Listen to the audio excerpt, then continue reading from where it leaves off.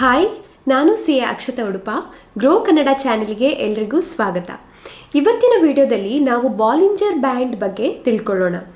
Bollinger band ಅಂದರೆ ಏನು, ಇದನ್ನು ಯೂಸ್ ಮಾಡೋದು ಹೇಗೆ, ನಮ್ಮ ಟ್ರೇಡ್ಸಲ್ಲಿ ಇದನ್ನು ಅಪ್ಲೈ ಮಾಡಿ ಪ್ರಾಫಿಟೇಬಲ್ ಟ್ರೇಡ್ಸ್ಗಳನ್ನು ತಗೊಳ್ಳೋದು ಹೇಗೆ ಅನ್ನೋದ್ರ ಬಗ್ಗೆ ನಾವಿವತ್ತು ತಿಳ್ಕೊಳ್ಳೋಣ.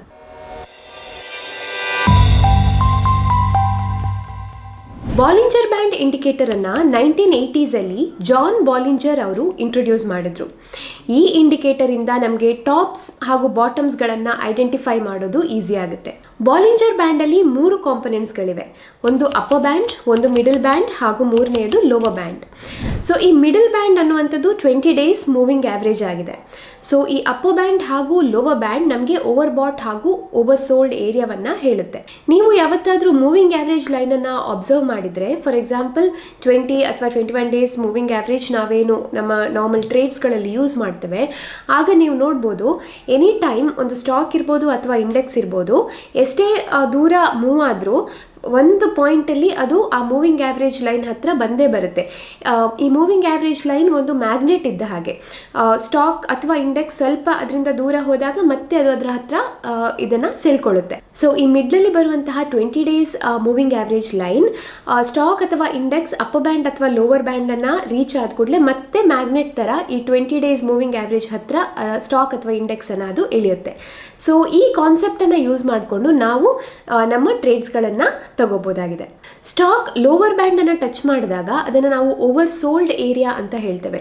ಅಂದರೆ ಇಲ್ಲಿ ಸ್ಟಾಕಿನ ವ್ಯಾಲ್ಯೂಯೇಷನ್ ಇನ್ಎಕ್ಸ್ಪೆನ್ಸಿವ್ ಆಗಿದೆ. ಸೊ ಸ್ಟಾಕ್ ಇನ್ನೂ ಅಪ್ವರ್ಡ್ ಮೂಮೆಂಟನ್ನು ತೋರಿಸ್ಬೋದು.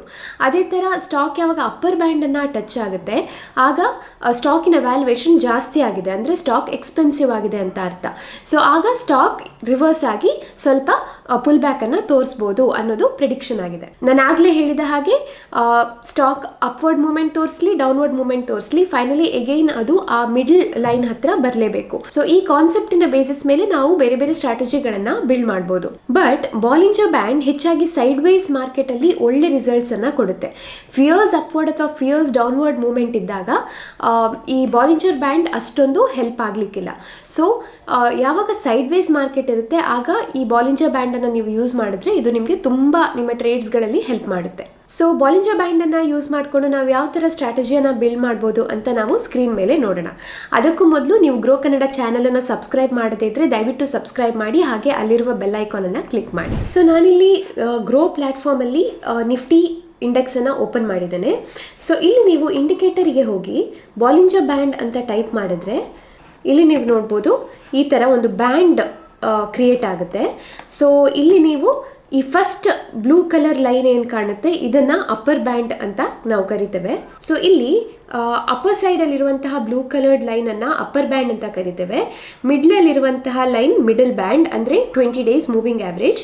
ಹಾಗೆ ಇಲ್ಲಿ ಕೆಳಗಿರುವಂತಹ ಬ್ಲೂ ಲೈನ್ ಇದು ಲೋವರ್ ಬ್ಯಾಂಡ್ ಆಗಿದೆ. ಸೊ ಸ್ಟಾಕ್ ಅಥವಾ ಇಂಡೆಕ್ಸ್ ಯಾವಾಗ ಈ ಅಪ್ಪರ್ ಬ್ಯಾಂಡನ್ನು ಟಚ್ ಮಾಡುತ್ತೋ ಆಮೇಲೆ ಅದು ಈ ಮಿಡಲ್ ಬ್ಯಾಂಡ್ ಹತ್ರ ಬಂದೇ ಬರುತ್ತೆ. ಇಲ್ಲಿ ನೀವು ನೋಡಿದ್ರೆ ಈ ಪ್ಲೇಸಲ್ಲಿ ನಿಫ್ಟಿ ಫಿಯರ್ಸ್ ಅಪ್ವರ್ಡ್ ಮೂಮೆಂಟನ್ನು ತೋರಿಸಿದೆ.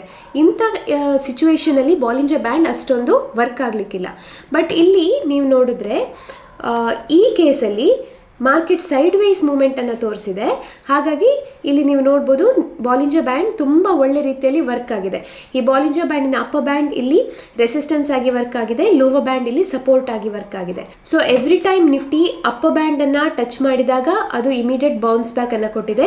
ಅದೇ ಥರ ಎವ್ರಿ ಟೈಮ್ ನಿಫ್ಟಿ ಇಲ್ಲಿ ಲೋವರ್ ಬ್ಯಾಂಡಲ್ಲಿ ಸಪೋರ್ಟ್ ತಗೊಂಡಾಗ ಇಮಿಡಿಯೇಟ್ ಅಪ್ವರ್ಡ್ ಮೂಮೆಂಟನ್ನು ತೋರಿಸಿದೆ.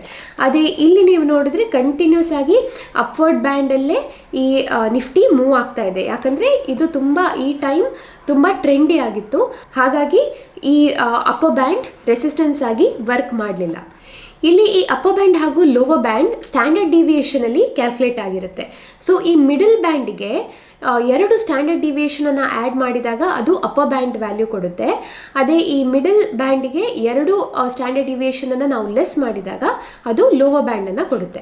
ಸೊ ಇಲ್ಲಿ ನೀವು ಸೆಟ್ಟಿಂಗ್ಸಿಗೆ ಹೋದರೆ ಇಲ್ಲಿ ನೋಡ್ಬೋದು ನೀವು ಲೆಂತ್ 20, ಅಂದರೆ ಈ ಮೂವಿಂಗ್ ಆ್ಯಾವ್ರೇಜಿನ ಲೆಂತ್ 20 ಆಗಿದೆ. ಅದೇ ಥರ ಸ್ಟ್ಯಾಂಡರ್ಡ್ ಡಿವಿಯೇಷನ್ 2 ಆಗಿದೆ. ಸೊ 2 ಸ್ಟ್ಯಾಂಡರ್ಡ್ ಡಿವಿಯೇಷನನ್ನು ಮಿಡಲ್ ಬ್ಯಾಂಡಿಗೆ ಆ್ಯಡ್ ಮಾಡಿದಾಗ ಅದು ಅಪ್ಪರ್ ಬ್ಯಾಂಡನ್ನು ಕೊಡುತ್ತೆ. ಅದೇ ಥರ ಮಿಡಲ್ ಬ್ಯಾಂಡಿಗೆ 2 ಸ್ಟ್ಯಾಂಡರ್ಡ್ ಡಿವಿಯೇಷನನ್ನು ಲೆಸ್ ಮಾಡಿದಾಗ ಅದು ಲೋವರ್ ಲೋವರ್ ಬ್ಯಾಂಡನ್ನು ಕೊಡುತ್ತೆ. ಸೊ ನಮಗೆ ಈ ಸ್ಟ್ರಾಟಜಿಗೆ ಯಾವುದೇ ರೀತಿಯಾದಂತಹ ಸೆಟ್ಟಿಂಗ್ಸನ್ನು ಚೇಂಜ್ ಮಾಡೋ ಅಗತ್ಯ ಇರೋದಿಲ್ಲ. ಇನ್ಬಿಲ್ಟ್ ಸೆಟ್ಟಿಂಗ್ಸನ್ನು ಯೂಸ್ ಮಾಡಿಕೊಂಡು ನಾವು ಸ್ಟ್ರಾಟಜಿಯನ್ನು ನೋಡೋಣ. ಮೊದಲನೇದಾಗಿ ನಿಮಗೆ ಈ ಸ್ಟ್ರಾಟಜಿಯನ್ನು ಅಪ್ಲೈ ಮಾಡಬೇಕಾದ್ರೆ ಅಥವಾ ಬಾಲಿಂಜರ್ ಬ್ಯಾಂಡನ್ನು ಯೂಸ್ ಮಾಡಬೇಕಾದ್ರೆ ಆ ಪರ್ಟಿಕ್ಯುಲರ್ ಇಂಡೆಕ್ಸ್ ಅಥವಾ ಸ್ಟಾಕ್ ಯಾವುದ್ರಲ್ಲಿ ನೀವು ಟ್ರೇಡ್ ಮಾಡ್ತಿದ್ದೀರೋ ಅದು ಸೈಡ್ ವೇಸಲ್ಲಿದೆಯಾ ಅಥವಾ ಟ್ರೆಂಡಿ ಆಗಿದೆಯಾ ಅನ್ನೋದು ತಿಳ್ಕೊಳ್ಬೇಕಾಗತ್ತೆ. ನಾವು ಲೈವ್ ಮಾರ್ಕೆಟಲ್ಲಿ ಎನಲೈಸ್ ಮಾಡಿದಾಗ ಅಷ್ಟು ಈಸಿಲಿ ನಮಗೆ ಟ್ರೆಂಡಿ ಮಾರ್ಕೆಟಾ ಅಥವಾ ಸೈಡ್ ವೇಸ್ ಮಾರ್ಕೆಟಾ ಅನ್ನೋದನ್ನು ತಿಳ್ಕೊಳ್ಳೋಕ್ಕೆ ಸಾಧ್ಯ ಆಗೋದಿಲ್ಲ. ಸೊ ನಾವೇನು ಮಾಡ್ಬೋದು ಅಂದರೆ, ಯಾವಾಗ ನೀವು ನಿಫ್ಟಿ ಅಥವಾ ಎನಿ ಸ್ಟಾಕ್ ನೀವು ಯಾವುದ್ರಲ್ಲಿ ಟ್ರೇಡ್ ಮಾಡ್ತಿರ್ತೀರೋ ಅದು ಅಪ್ಪರ್ ಬ್ಯಾಂಡನ್ನು ಟಚ್ ಮಾಡುತ್ತೋ ಆಗ ನೀವು ಶಾರ್ಟರ್ ಟೈಮ್ ಫ್ರೇಮಿಗೆ ಹೋಗಿ, ಅಂದರೆ ನಾವಿಲ್ಲಿ ಫಸ್ಟಿಗೆ ಡೈಲಿ ಟೈಮ್ ಫ್ರೇಮಲ್ಲಿ ಅನಲೈಸ್ ಮಾಡ್ತಾ ಇರ್ತೇವೆ. ಯಾವಾಗ ಆ ಸ್ಟಾಕ್ ಅಥವಾ ಇಂಡೆಕ್ಸ್ ಅಪ್ಪರ್ ಬ್ಯಾಂಡನ್ನು ಟಚ್ ಮಾಡುತ್ತೋ ಆಗ ನೀವು ಲೋವರ್ ಟೈಮ್ ಫ್ರೇಮ್ಸ್ ಅಂದರೆ 15 ಮಿನಿಟ್ಸ್ ಅಥವಾ ಹಾಫ್ ಆನ್ ಅವರ್ ಟೈಮ್ ಫ್ರೇಮಿಗೆ ಹೋಗಿ ಅಲ್ಲಿ ರಿವರ್ಸಲ್ ಪ್ಯಾಟರ್ನನ್ನು ಚೆಕ್ ಮಾಡಬೇಕು. ಇಲ್ಲಿ ಸ್ಟಾಕ್ ಅಥವಾ ಇಂಡೆಕ್ಸ್ ಇಲ್ಲಿ ಅಪ್ಪರ್ ಬ್ಯಾಂಡನ್ನು ಟಚ್ ಮಾಡಿದರೆ ನೀವು ಬ್ಯಾರಿಶ್ ರಿವರ್ಸಲ್ ಪ್ಯಾಟರ್ನ್, ಬ್ಯಾರಿಶ್ ಕ್ಯಾಂಡಲ್ ಸ್ಟಿಕ್ ಪ್ಯಾಟರ್ನನ್ನು ನೋಡಬೇಕು. ಅದೇ ಸ್ಟಾಕ್ ಅಥವಾ ಇಂಡೆಕ್ಸ್ ಇಲ್ಲಿ ಲೋವರ್ ಬ್ಯಾಂಡನ್ನು ಟಚ್ ಮಾಡ್ತಾ ಇದ್ರೆ ಅಲ್ಲಿ ನೀವು ಬುಲ್ಲಿಶ್ ರಿವರ್ಸಲ್ ಪ್ಯಾಟರ್ನನ್ನು ನೋಡಬೇಕು. ಈಗ ಬುಲ್ಲಿಶ್ ರಿವರ್ಸಲ್ ಪ್ಯಾಟರ್ನ್ ಅಂದರೆ ಅದು ಎಂಗಲ್ಫಿಂಗ್ ಪ್ಯಾಟರ್ನ್ ಇರ್ಬೋದು, ಹ್ಯಾಮರ್ ಪ್ಯಾಟರ್ನ್ ಇರ್ಬೋದು, ಅಥವಾ ಮದರ್ ಬೇಬಿ ಪ್ಯಾಟರ್ನ್ ಇರ್ಬೋದು. ಅಂತೂ ರಿವರ್ಸಲ್ ಪ್ಯಾಟರ್ನ್ ಶಾರ್ಟರ್ ಟೈಮ್ ಫ್ರೇಮಲ್ಲಿ ಫಾರ್ಮ್ ಆದಾಗ ನಿಮಗೊಂದು ಕನ್ಫರ್ಮೇಷನ್ ಸಿಗುತ್ತೆ. ಅದೇನೆಂದರೆ ಇಲ್ಲಿಂದ ಮತ್ತೆ ಸ್ಟಾಕ್ ಅಥವಾ ಇಂಡೆಕ್ಸ್ ರಿವರ್ಸ್ ಆಗಿ ಈ ಮಿಡಲ್ ಲೈನನ್ನು ಟಚ್ ಮಾಡ್ಬೋದು ಅಂತ. ಸೊ ಯಾವಾಗ ನಿಮಗೆ ಈ ರಿವರ್ಸಲ್ ಪ್ಯಾಟರ್ನ್ಸ್ ಇಲ್ಲಿ ಅಪ್ಪರ್ ಬ್ಯಾಂಡ್ ಅಥವಾ ಲೋವರ್ ಬ್ಯಾಂಡಲ್ಲಿ ನೋಡಲಿಕ್ಕೆ ಸಿಗಲಿಲ್ವೋ ಅದಂದರೆ ಆ ಟ್ರೆಂಡಿ ಮಾರ್ಕೆಟ್ ಕಂಟಿನ್ಯೂ ಆಗುತ್ತೆ ಅಂತ. ಮಾರ್ಕೆಟ್ ಟ್ರೆಂಡಿ ಆಗಿದ್ದಾಗ ಅಥವಾ ಒಂದು ಪರ್ಟಿಕ್ಯುಲರ್ ಸ್ಟಾಕ್ ಟ್ರೆಂಡಿ ಆಗಿದ್ದಾಗ ನಿಮ್ಗೆ ಅಲ್ಲಿ ರಿವರ್ಸಲ್ ಪ್ಯಾಟರ್ನ್ ನೋಡಲಿಕ್ಕೆ ಸಿಗೋದಿಲ್ಲ. ಸೊ ಯಾವಾಗ ನಿಮಗೆ ರಿವರ್ಸಲ್ ಪ್ಯಾಟರ್ನ್ ನೋಡಲಿಕ್ಕೆ ಸಿಗುತ್ತೋ ಅದಂದರೆ ಈಗ ಆ ಸ್ಟಾಕ್ ಅಥವಾ ಇಂಡೆಕ್ಸ್ ಮತ್ತೆ ಮಿಡಲ್ ಬ್ಯಾಂಡ್ ಹತ್ರ ಬರುತ್ತೆ ಅಂತ ಅರ್ಥ. ಸೊ ನಾವು ರೀಸೆಂಟ್ ಆದ ಸಿಂಪಲ್ ಎಕ್ಸಾಂಪಲ್ಸ್ಗಳನ್ನು ತಗೊಂಡು ಇದನ್ನು ಚೆಕ್ ಮಾಡೋಣ. ಇಲ್ಲಿ ನೀವು ನೋಡ್ಬೋದು ನಿಫ್ಟಿ ಲೋವರ್ ಬ್ಯಾಂಡನ್ನು ಕ್ಲಿಯರ್ ಆಗಿ ಟಚ್ ಮಾಡಿದೆ. ಸೊ ಇಲ್ಲಿ ನೀವು ಈ ದಿವಸ ನೀವು ಲೋವರ್ ಟೈಮ್ ಫ್ರೇಮಿಗೆ ಹೋಗಿ ಅಲ್ಲಿ ನಿಮಗೆ ರಿವರ್ಸಲ್ ಪ್ಯಾಟರ್ನ್ ಸಿಗುತ್ತಾ ಅಂತ ಚೆಕ್ ಮಾಡ್ಬೋದು.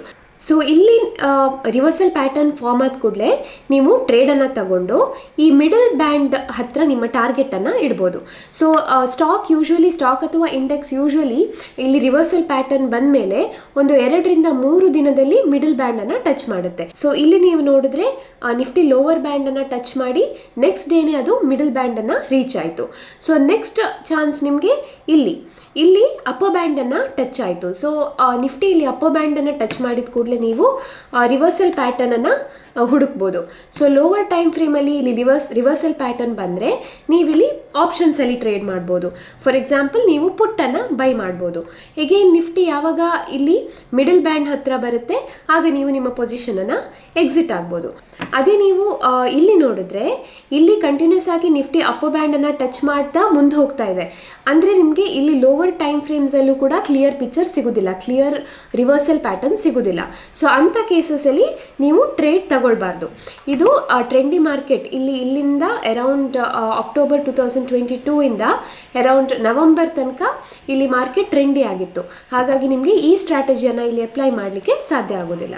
ಎಗೇನ್ ನೀವು ಇಲ್ಲಿ ನೋಡಿದ್ರೆ ಇಲ್ಲಿ ಹೈಯರ್ ಟೈಮ್ ಫ್ರೇಮಲ್ಲೇ ಒಂದು ಕ್ಲಿಯರ್ ಎಂಗಲ್ಫಿಂಗ್ ಪ್ಯಾಟರ್ನ್ ಫಾರ್ಮ್ ಆಗಿದೆ ಡಿಸೆಂಬರಲ್ಲಿ. ಸೊ ಇದು ಒಂದು ಕ್ಲಿಯರ್ ಇಂಡಿಕೇಶನ್. ಇಮಿಡಿಯೇಟ್ ಆಗಿ ನೀವು ನೋಡ್ಬೋದು ನಿಫ್ಟಿ ಮಿಡಲ್ ಬ್ಯಾಂಡ್ ಹತ್ರ ಬಂದಿದೆ.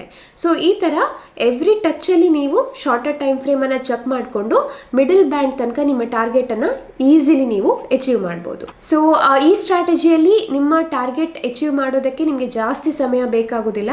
ಜಸ್ಟ್ 2 to 3 ಡೇಸಲ್ಲಿ ನಿಮ್ಮ ಟಾರ್ಗೆಟನ್ನು ನೀವು ಅಚೀವ್ ಮಾಡ್ಬೋದು. ಇದಕ್ಕೆ ನೀವು ನಿಫ್ಟಿ ಸ್ಪಾಟ್ ಚಾರ್ಟಲ್ಲಿ ಅನಾಲಿಸಿಸ್ ಮಾಡಿ ನೀವು ಆಪ್ಷನ್ಸಲ್ಲಿ ಕೂಡ ಟ್ರೇಡ್ ಮಾಡ್ಬೋದು. ಅಥವಾ ನೀವು ಯಾವುದೇ ಸ್ಟಾಕಿಗೆ ಕೂಡ ಇದೇ ಸ್ಟ್ರಾಟಜಿಯನ್ನು ಅಪ್ಲೈ ಮಾಡ್ಬೋದು. ಅದು ಒಳ್ಳೆ ರೀತಿಯಲ್ಲಿ ವರ್ಕ್ ಆಗುತ್ತೆ. ಸೊ ಇವತ್ತಿನ ವಿಡಿಯೋದಲ್ಲಿ ಇಷ್ಟೇ. ನಿಮಗೆ ಈ ವಿಡಿಯೋ ಇಷ್ಟ ಆಗಿದ್ರೆ ದಯವಿಟ್ಟು ಲೈಕ್ ಮಾಡಿ ಹಾಗೆ ಶೇರ್ ಮಾಡಿ. ನಾವು ಮಾಡುವಂತಹ ಎಲ್ಲ ವಿಡಿಯೋಸ್ಗಳು ಎಜುಕೇಷನಲ್ ಪರ್ಪಸ್ಸಿಗೆ ಮಾತ್ರ. ಇದು ಯಾವುದೇ ರೀತಿಯ ಬೈ ಸೆಲ್ ರೆಕಮೆಂಡೇಶನ್ ಅಲ್ಲ. ಮತ್ತೆ ಸಿಗ್ತೀವಿ ಮತ್ತಷ್ಟು ಇಂಟ್ರೆಸ್ಟಿಂಗ್ ವಿಡಿಯೋಗಳೊಂದಿಗೆ. ಅಲ್ಲಿ ತನಕ ಟೇಕ್ ಕೇರ್, ಬೈ ಬಾಯ್.